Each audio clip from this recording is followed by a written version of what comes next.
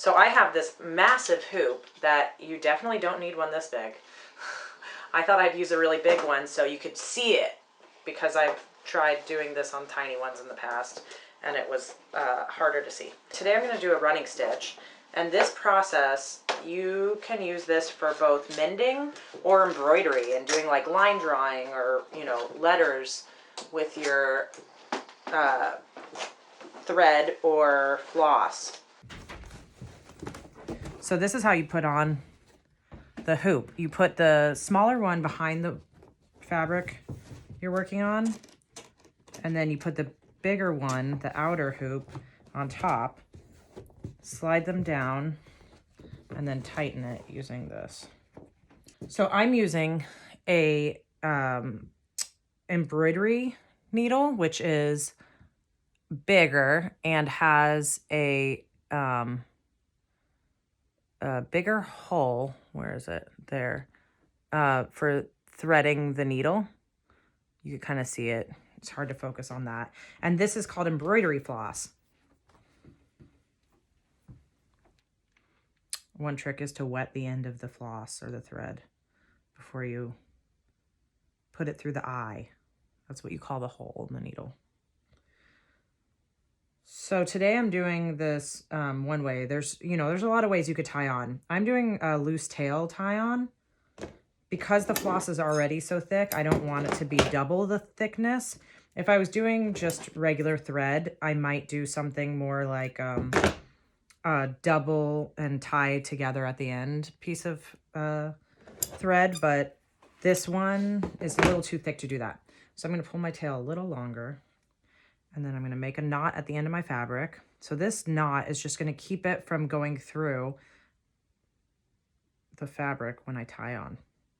And another trick is to make one loop and then take your little tail end and put it through several times.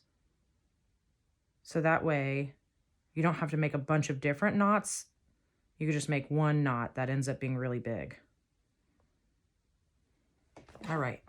So I'm going to take the needle and come in from behind my project, and I'm going to gently poke the material to see where my needle is, so I can line it up where I want it. And now I'm poking through to the front.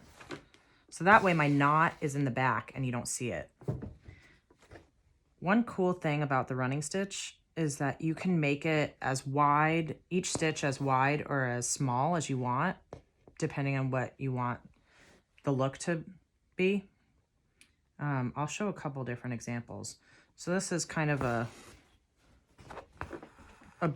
longer stitch that I'm doing right now,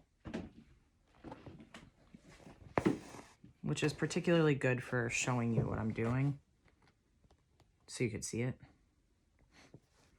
But then as I get around, maybe I'll do some closer, smaller stitches. You could do some that have like no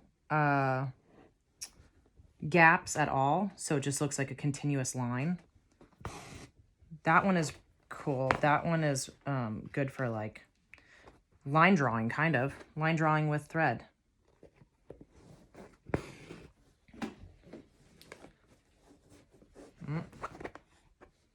Yeah, hooked.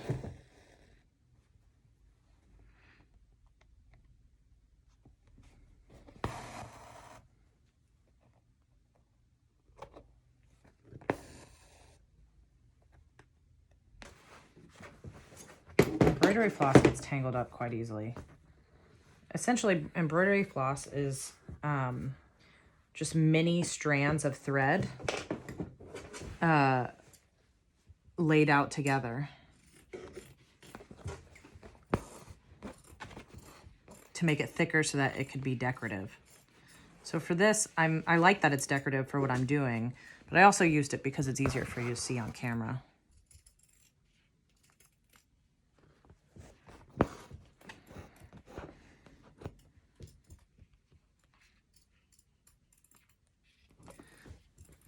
So I'm doing a bigger stitch again, and I'm actually going to come in, I'm going to go backtrack a little and come in the middle of a stitch.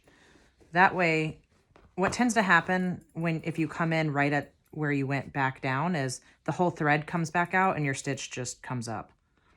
It won't happen every time, but it'll happen frequently.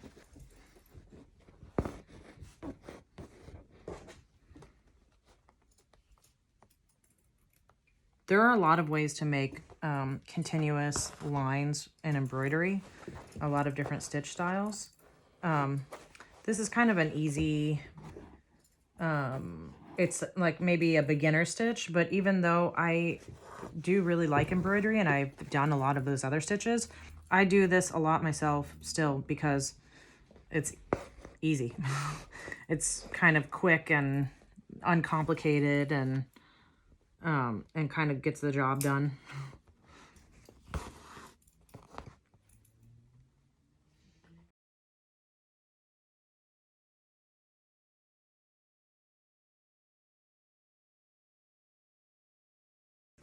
All right, I am done. So I'm going to show you how to tie this off too. So one really good way is to go near where the thread came out on the fabric and put your needle through a little piece of the little section of the material so that, oops, so that your thread makes a loop, and then take the end of the thread, the tail, and put it through that loop. And that's it. You got a knot.